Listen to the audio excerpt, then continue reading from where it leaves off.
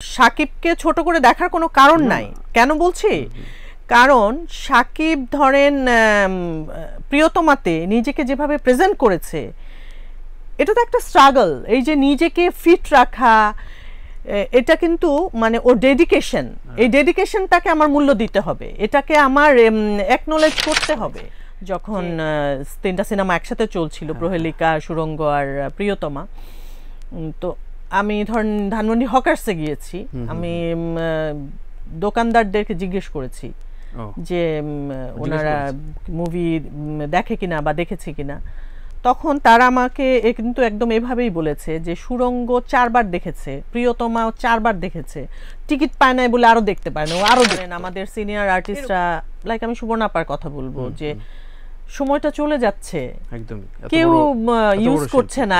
মানে এই যে ওনার এই সময়টা দেখানো, বা দিলারা আন্টিকে আমরা জানি না কতদিন পাবো, ওনাদের এই সময়টা একটা স্পেশাল কোনো গল্প ওনাদেরকে নিয়ে। টাকা পাচ্ছি বলে করে যাচ্ছি না, মানে অ্যাটলিস্ট মিনিমাম ক্যারেক্টারটা একটু ভালো লাগলে তারপর করছি আর কি। রাইট, শিল্পীরা টাকার শব্দ আনলে আসলে একটু আপত্তি না, টাকাটা অবশ্যই ফ্যাক্টর, কিন্তু শুধু টাকা না, সেটা মানে বলতে হবে শুধু টাকার জন্য করছি না, টাকাটা অবশ্যই দেখছি, কিন্তু সেখানে ক্যারেক্টারটা ভালো লাগতে হবে। আর ক্যারেক্টার একদম ভালো না লাগলেই যে শুধু টাকা দিলেই করব, বিষয়টা এরকম।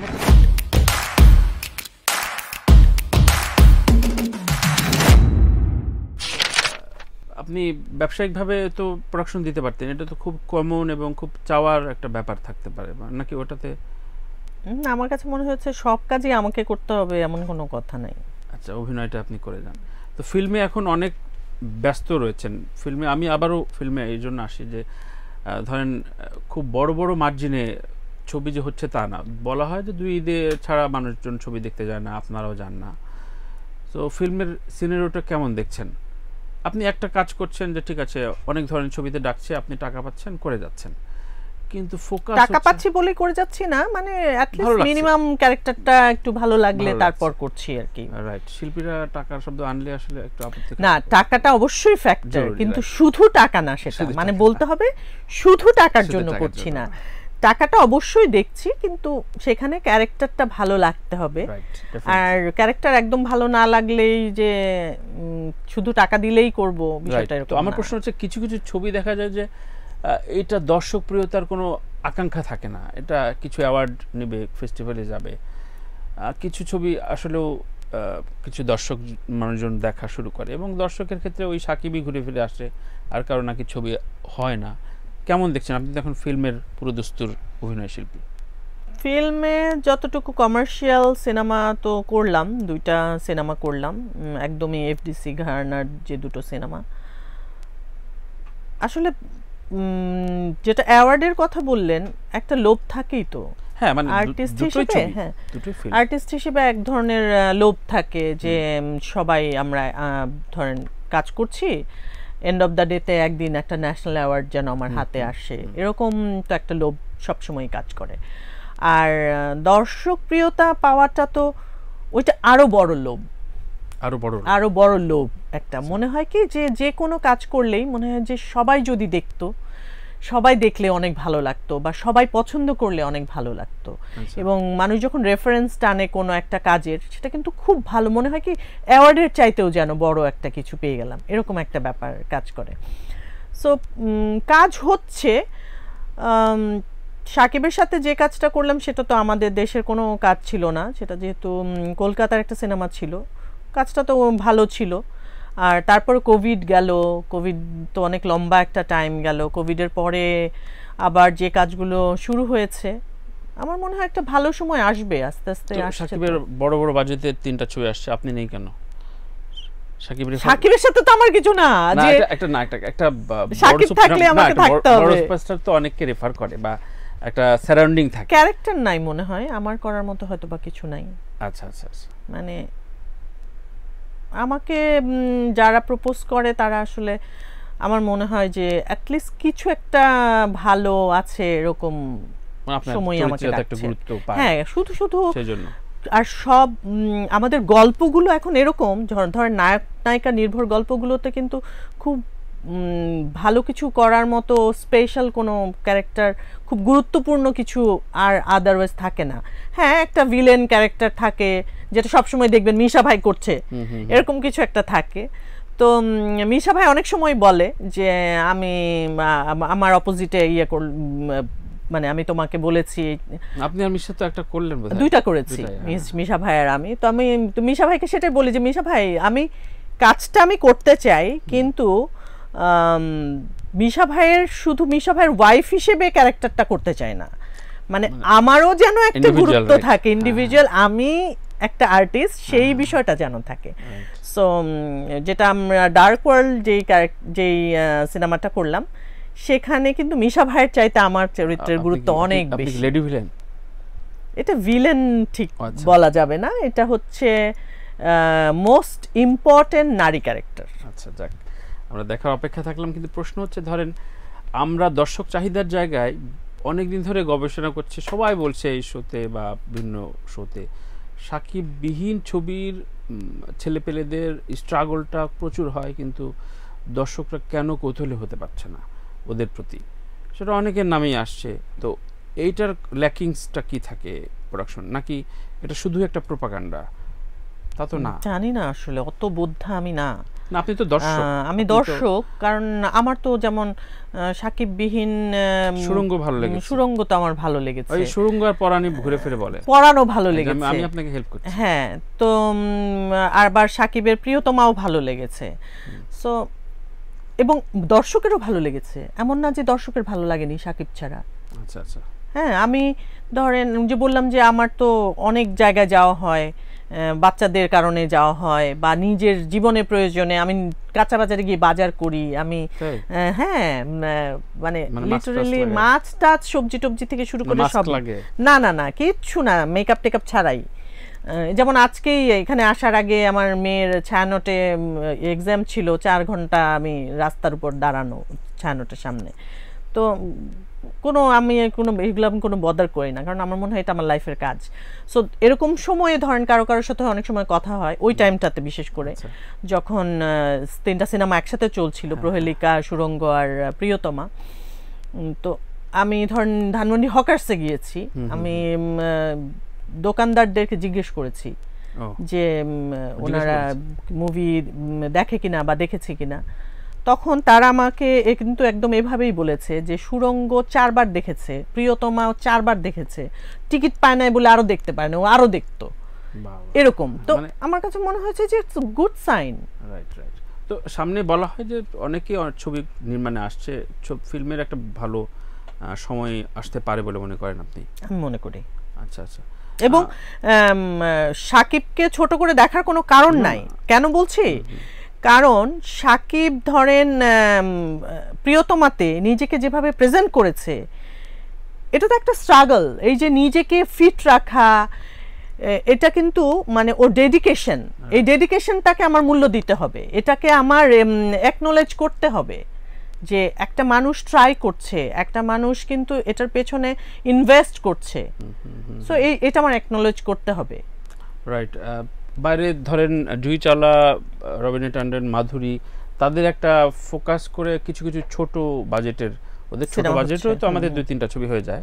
তো এই ধরনের গল্প আপনারা বলেন না? যে ধরেন মানিকরে বললেন, এগুলো ভাবেন না কেন, সারাক্ষণ আর কত ভাববেন? এগুলো মানিক তো আমাকে নিয়ে যেটা করেছে সেটা ওই টাইপেরই, বা ধরেন গল্পটা আমাকে ঘিরেই ম্যাক্সিমাম ইয়েটা। তো মানিক তো করছে, সেটা মানিকের সাথে আরো অনেককেই করতে হবে এরকম গল্প, এটা ফিল করি সারাক্ষণই। ধরেন আমাদের সিনিয়র আর্টিস্টরা, লাইক আমি সুবর্ণাপার কথা বলবো, যে সময়টা চলে যাচ্ছে, কেউ ইউজ করছে না। মানে এই যে ওনার এই সময়টা দেখানো, বা দিলার আন্টিকে আমরা জানি না কতদিন পাবো, ওনাদের এই সময়টায় একটা স্পেশাল কোনো গল্প ওনাদেরকে নিয়ে, এই যে আমরা তনুজার যে সিনেমাটা কি সোনার পাহাড়, এত সুন্দর একটা গল্প ওনাকে নিয়ে। তো এই ধরনের গল্প মানে আমাদের দেশে কেন ভাবা হয় না? সবচেয়ে গুরুত্বপূর্ণ কথা হচ্ছে চলে গেলে আমরা তখন বলি যে আমরা এই করা দরকার ছিল, ওই করা। মামুনুর রশিদের মতো মানুষকে নিয়ে একটা স্পেশাল একটা সিনেমাকে এখনো হচ্ছে না। মানে কেন, মানে কিসের অভাব? তার লুক, তার অ্যাক্টিং, তার এজ, এভরিথিং সাপোর্টে। সত্যি। তো এটা ভাবনার জায়গাটা সংকট নাকি দর্শকদের চাহিদার? না, আমার কাছে মনে হয় ভাবনার জায়গাটা সংকট। চাহিদা মানে কি, আপনি তো দিবেন, দিয়ে দেখবেন যে দেখছে কিনা মানুষ, তারপর না চাহিদা। আচ্ছা, দর্শক চাহিদার কথা এই জন্য আনলাম যে বাংলাদেশে এখন দর্শক চাহিদা কি কি আছে আপনি তো জানেন না। বুঝতে তো পারি, কারণ হচ্ছে যখন ধরেন নতুন একটা কিছু হচ্ছে তখন কি কেউ জানতো যে এটা দর্শক অ্যাকসেপ্ট করবে কি করবে না, এটা তো আগে আমাকে দিতে হবে তারপর। কিন্তু ধরেন ফেসবুক রিলসের এই সময়ে যেমন জায়েদ খানের স্টেটমেন্ট, ও গত 4 মাসে শুধু এই যে ডিগবাজির এইসব ভাইরালের কারণে 1.5 কোটি টাকা আর্ন করেছে। তো বলেছে যে ফিল্মে তো এত আর্ন আসতো না, বাদ দিলাম। আমাদের যা যা চর্চা হয় বড় বড় প্ল্যাটফর্মে, এই অসম বিয়ে, ও ভাইরাল, এই ভাইরাল, এগুলো আপনাকে মানে বিব্রত করে না এসব বিষয়গুলো? আমি ইন্টারেস্টেড না। এবং সবচেয়ে ইন্টারেস্টিং পার্ট হচ্ছে আমি এগুলো দেখিও না।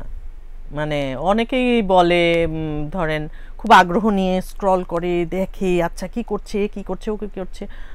আমার কাছে মনে হয় যে নট মাই কাপ অফ টি।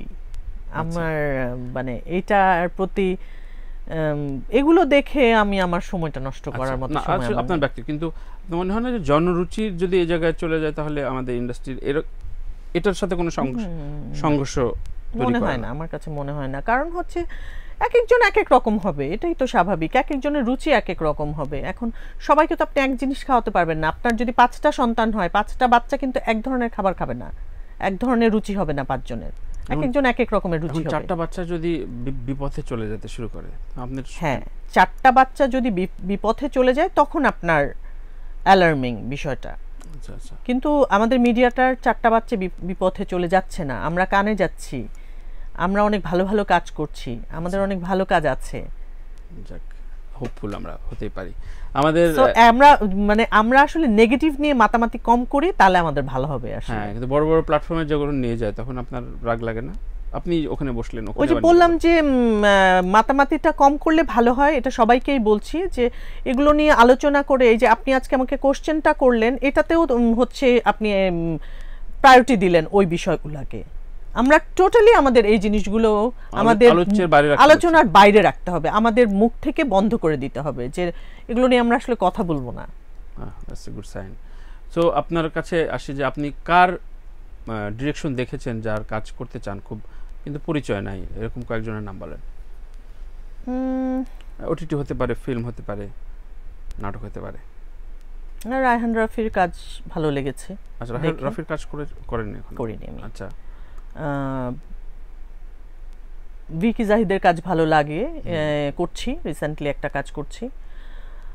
তারপর অমির কাজ ভালো লাগে, এবং সব না, কিছু কাজ ভালো লাগে, স্পেশাল কিছু ভালো লাগে। এখন বেশ কয়েকটা কাজ ভালো লেগেছে, আমার মনে হয়েছে যে ও আসলে জানে কাজটা। আচ্ছা, এবং অমি আচ্ছা, কিন্তু কিছু কিছু জায়গায় বিতর্কের আশ্রয় নাই।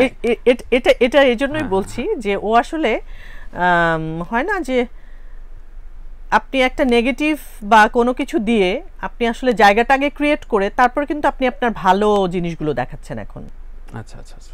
সো এটা একটা স্ট্র্যাটেজি হতে পারে, এটা হয়তো ও সেই স্ট্র্যাটেজিটা ধরেছে আমার মনে হয়। ভালো কাজও তো সে করে দেখাচ্ছে, আমি ওর একটা কাজ দেখেছি, আমার কাছে খুবই ভালো লেগেছে। আচ্ছা আচ্ছা। তারপর এখন যেটা অসময়ে বোধহয় আরেকটা করেছে, আমি ওটা এখনো দেখিনি, বাট এমনি আপনার কলিগদের কাজ রেগুলার দেখেন বা অ্যাপ্রিশিয়েট করেন আপনারা? হ্যাঁ, এই ক্ষেত্রে আপনারা প্রচন্ড কৃপণ নাকি একজনের অ্যাপ্রিশিয়েট করতে চান না? আপনি জীবনে আপনার ভালো ভালো কাজে কলিগদের কেমন অ্যাপ্রিসিয়েশন পাইছেন? ফেসবুক আসার পরে বা আগে? ফেসবুক আসার পরে খুব বেশি পাইনি, ফেসবুক আসার আগে তো ভালোই পেয়েছি, ভালোই ছিল। আর এটা আসলে অ্যাপ্রিসিয়েশন খুব বেশি বলা বলির, ফ্যামিলিতে আসলে বাপ মা ভাই বোনদেরকে তো আমরা আসলে খুব বেশি থ্যাংক ইউ বলি না, তাই না? না, ফ্যামিলি না তো, কলিগরা এটা তো না, আমার কিছু যারা আমার কাছের তাদের কাছে আমি যে খুব এক্সপেক্ট করব, তার আমি তাদের সাথে তো আপনি কথা বললেই বুঝতে পারবেন যে সে হ্যাপি হচ্ছে কি হচ্ছে না আপনার কাজটাতে। ঈর্ষায়, মানে এটা ঈর্ষা দেখে, ঈর্ষা মানে কি, তাদের অ্যাটিটিউড দেখলেই তো বোঝা যাবে। আচ্ছা আচ্ছা। সো তারপরে আপনি অ্যাপ্রিসিয়েশন এক্সপেক্ট করবেন কি করবেন না। আর যে আমি দেখব যে ও হ্যাপি আমি এই কাজটা করছি বলে, তার কাছেও আমার অ্যাপ্রিসিয়েশনের দরকার নাই। ওই যে আমি বুঝলাম যে ওর ভালো লাগছে যে আমি একটা ভালো প্রোডাকশনে কাজ করছি বা আমি একটা ভালো কাজ করছি, এই ফিলিংটাই তো অনেক ভালো। যাক, মিডিয়া পলিটিক্স যদিও টিভি নাটক খুব কম, তারপরও কি এমন হয়েছে যে আপনার সাথে ক্যারেক্টার ওয়াইজ খুব বড় প্রোডাকশনে কথা চলছিল কিন্তু বাদ পড়েছেন আপনি? দু একবার হয়েছে। বা আপনি কারো বাদ পড়ার জায়গায় ইন করেছেন?